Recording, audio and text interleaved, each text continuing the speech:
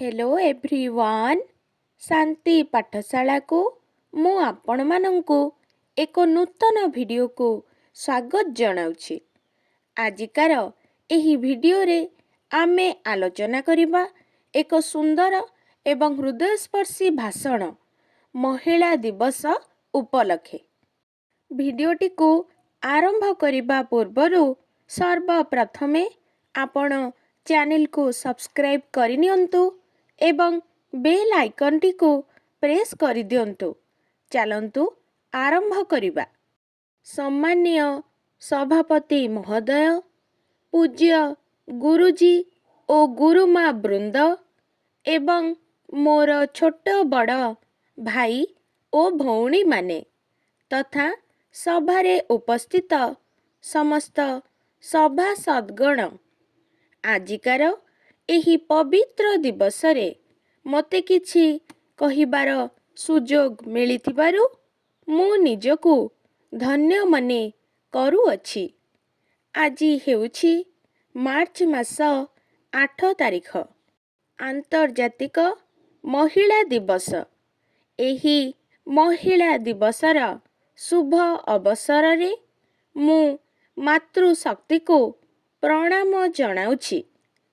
महिला मानंक प्रति सम्मान, प्रशंसा एवं स्नेह पूर्वक सेमानंक राजनैतिक, अर्थनैतिक एवं सामाजिक उपलब्धि को लक्ष्य करी समग्र विश्व मार्च 8 तारिख को आंतर्जातिक महिला दिवस रूपे पालन करी आसुछि। नारी हेउछि आदि शक्ति नारायणी, से पुणी सृष्टिकारिणी माँ। माँ रूपरे नारी बा महिला पृथ्वी रे निजर सबुठु पवित्र रूपरे विद्यमान। माँ को ईश्वरंक ठारू ऊर्ध्वरे रखा जाए, कारण ईश्वरंक जन्मदात्री मध्य जणे नारी ही होई थाए। समाज कल्याण पाई नारीर भूमिका बेस गुरुत्वपूर्ण। सेथिपाई कथारे अछि, जत्र नार्यस्तु पूज्यन्ते तत्र गमन्ति देवता। अर्थात जेउठी नारी को उपयुक्त सम्मान दिया जाए, जेउठी नारी पूजा पाए, सेठाकू देवता गमन करन्ति। पुरुष सहित समाजरे नारीर मध्य समान अधिकार रहिछि। अबला ओ दुर्बला कही नारी को घर कोणरे बंदी करी रखिले बा तार असम्मान कले समाजर उन्नति साधित होई पारिब नाही। नारी हेउछि महाशक्ति एवं सबु महत् गुणर अधिकारिणी। वैदिक जुगरे नारी माने बहु उच्चासन लाभ करिथिले। लोपामुद्रा, विश्वबरा, मैत्रेयी, गार्गी, लीलावती आदि विदुषी नारी माने विश्व परिचिता होई पारिथिले। मध्य जुगरे पद्मिनी, दुर्गावती, मीराबाई आदि महियसी नारींक वीरत्व एवं साहसिकतार कहानी इतिहासरे प्रसिद्ध। नारी निज कर्मरे निजे विश्व परिचिता। केवल ता नुहे बरं कालक्रमे सेही नारीर गर्भरू जन्मलाभ करिछन्ति अनेक गुणी ज्ञानी महापुरुष माने।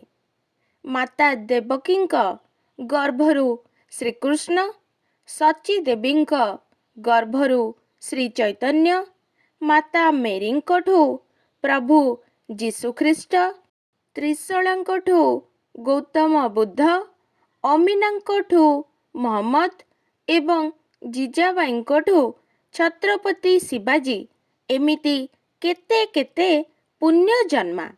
मात्र ଦ୍ୱାଦଶ ଶତାବ୍ଦୀ ବେଳକୁ ନାରୀ ନିର୍ଯାତନା କିଛି ମାତ୍ରାରେ ବୃଦ୍ଧି ପାଇଲା। ନାରୀକୁ ଭୋଗ ବିଳାସର ମାଧ୍ୟମ ଭାବରେ ଗ୍ରହଣ କରାଗଲା। ନାରୀ ନିର୍ଯାତନା, ବାଲ୍ୟ ବିବାହ, ପରଦା ପ୍ରଥା, ସତୀଦାହ ପ୍ରଥା, ଯୌତୁକ ପ୍ରଥା ଓ ବହୁ ନାରୀ ବିବାହ ଭଳି ଘୃଣ୍ୟ ପ୍ରଥା ପ୍ରଚଳିତ ହେବା ଯୋଗୁଁ ନାରୀ ସ୍ୱାଧୀନତା କ୍ଷୁର୍ଣ୍ଣ ହେଲା।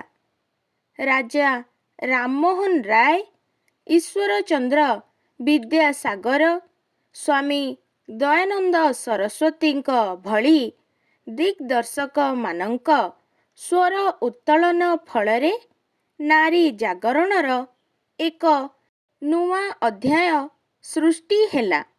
ଆଜି ବି ସମାଜରେ ନାରୀ ନିର୍ଯାତନା ଲୋପ ପାଇନାହିଁ। ଯୌତୁକ ପ୍ରଥା ଉଠିନାହିଁ। ଯୌତୁକ ଆଳରେ ନାରୀ ନିର୍ଯାତନାର ଶିକାର ହେଉଛନ୍ତି। ନାରୀ ହେଉଛି ପରିବାର, ସମାଜ ଓ ଦେଶର ଅବିଚ୍ଛେଦ୍ୟ ଅଙ୍ଗ। ନାରୀ ନିଜେ କେବଳ ସଚେତନ ହେବା ଯେତିକି ଜରୁରୀ, ଅନ୍ୟମାନେ ଏ ଦିଗରେ ସହାୟତା ପ୍ରଦାନ କରିବା ମଧ୍ୟ ସେତିକି ଜରୁରୀ। ମାତୃଜାତି ନାରୀ ଶକ୍ତିର ରକ୍ଷା କରିବା, ଉପଯୁକ୍ତ ସ୍ୱାଧୀନତା, ନ୍ୟାୟ ଓ ସମ୍ମାନ ପ୍ରଦାନ କରିବା ଆମ ସମସ୍ତଙ୍କର ଦାୟିତ୍ୱ। ଏତିକି କହି ମୁଁ ମୋର ବକ୍ତବ୍ୟ ଶେଷ କରୁଛି।